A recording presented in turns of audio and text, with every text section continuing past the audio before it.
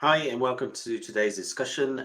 What we will be discussing is what are some of the common mistakes made by project managers and how can I avoid them? Um, as you know, there are many elements of project management, but I'm now going to cover a brief overview of what are probably the four top key issues that are common mistakes, should I say, are created by some project managers and how you can best avoid those so that you can get the best out of your project. The first one is a lack and clear project scope. Now, every project should have a clearly defined scope, and it's really important so you know what to deliver. The scope is really defining what you are going to deliver, how you're going to deliver it, and what the expected outcome is, with some degree of financial understanding. Common mistakes really around the scope is that many people avoid actually defining the scope or don't spend enough time defining the scope, and that causes issues when you're trying to deliver the project. And one of the other things that you do is not sufficiently review the scope during the project. As you know, the world moves forward, and so do projects, and their requirements will change throughout that. And not constantly reviewing that and making sure that your stakeholders who have a vested interest in your project are fully aware and are helping you steer the project in the right direction so that the actual end product is of value. So again, having a lack of clear project scope is a clear problem. But another part of lack of clear scope is also scope creep. Scope creep is where people add things on as you go on.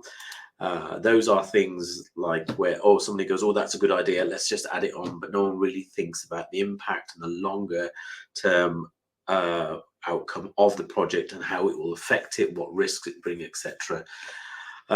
Let's swiftly move on to the next one, which is inadequate planning and scheduling. Now, this is a key part of all project that you do, planning and scheduling. However, it's piss poor planning leads to quite failure. So let's put it that way. Is you need to spend the time planning and understanding the schedule around what you are delivering. The more detail and time you spend on this initially helps you as a project manager understand what you're trying to do, when you need to do it, who needs to do it, and how long it's going to take. Um, and you can avoid simple mistakes like forgetting tasks or understanding by constantly reviewing your plan and your schedule. You need to be revisiting your plan regular, understanding what task you're doing, you've done, what are you doing next, what are in the future, what things you could potentially need to think about. So you're always thinking about what you're doing next. This will help you understand what steps you need to take for the next piece of activity, or identify or foresee any risks, which will in turn help you manage a risk, and in turn helps you manage and build contingency in your plan.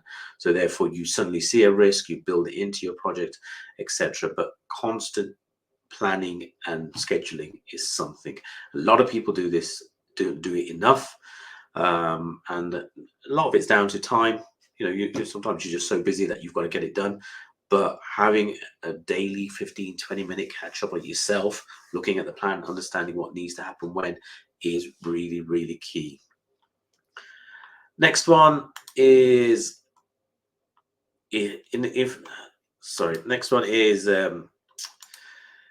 ineffective team management. Now, what you've got multiple stakeholders within your business that you need to manage, and it's really important that you continue that communication throughout, and you manage the people around your team who are doing the work. Now, that's simply from senior people all the way down to junior individuals that you need to manage and make sure that they are working to your plan, are working within the requirements, they understand what they're doing, when they need to do it, etc. Those are key.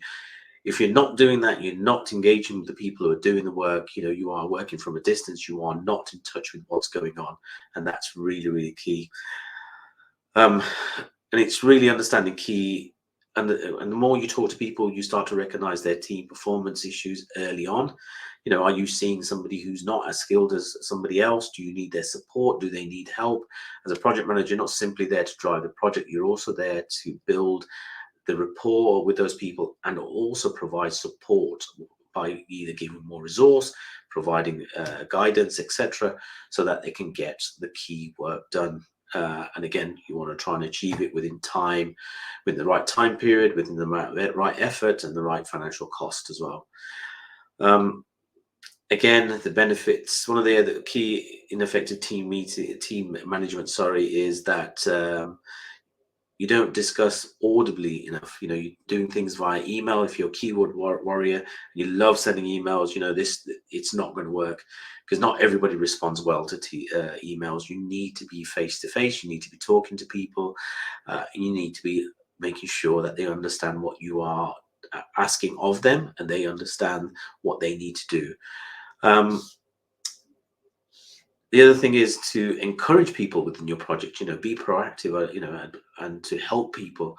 You're there to motivate the team and adequately push them in the right direction in the best possible manner, so you get the most out of them. So a project manager isn't simply a person that tells you what to do. You're also a kind of a team leader, team manager that goes out and actually brings the team together and gets everybody on the same page, so that you're all working as a cohesive team. And that is really, really important, that you must understand that you talk to people effectively.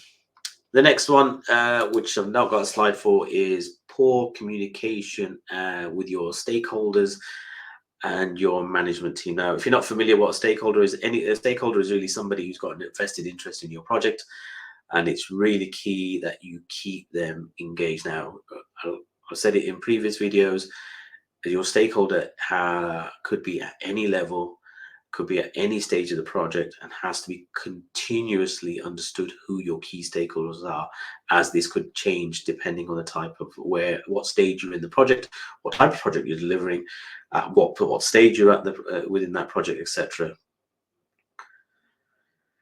Again, you've got to establish, one of the things you've got to do is clear communication channels. You need to establish those with people that you're working with. Now, sometimes people don't do that. How are you going to communicate with your seniors, like your program manager, your portfolio manager, your directors, whoever the senior stakeholders may be, the business owner, for example? How are you going to communicate? What method are you going to use that get it agreed, get it documented, and make sure that you're meeting that expectation? Now, this will adapt as you get to know the individuals. You need to be flexible in your approach, and making sure that you're always keeping an open dialogue and addressing stakeholders' concerns and feedback. That's another thing you must be very good at. If a stakeholder comes to you and says, I have worries or concerns, you need to be listening. You need to be understanding what those worries and concerns are, and then addressing those as best as possible. Again, this is all about your risk mitigation, because they were concerns, your stakeholders who have a significant stay in your project could be addressing key significant concerns that you need to address, which could change the course of your project direction, could change what you are delivering at the end of it, because the business idea has changed, the whole structure has changed. Whatever may have happened, you need to be adapted to that requirement. That concludes today's discussion, and hopefully you enjoy that. Thank you.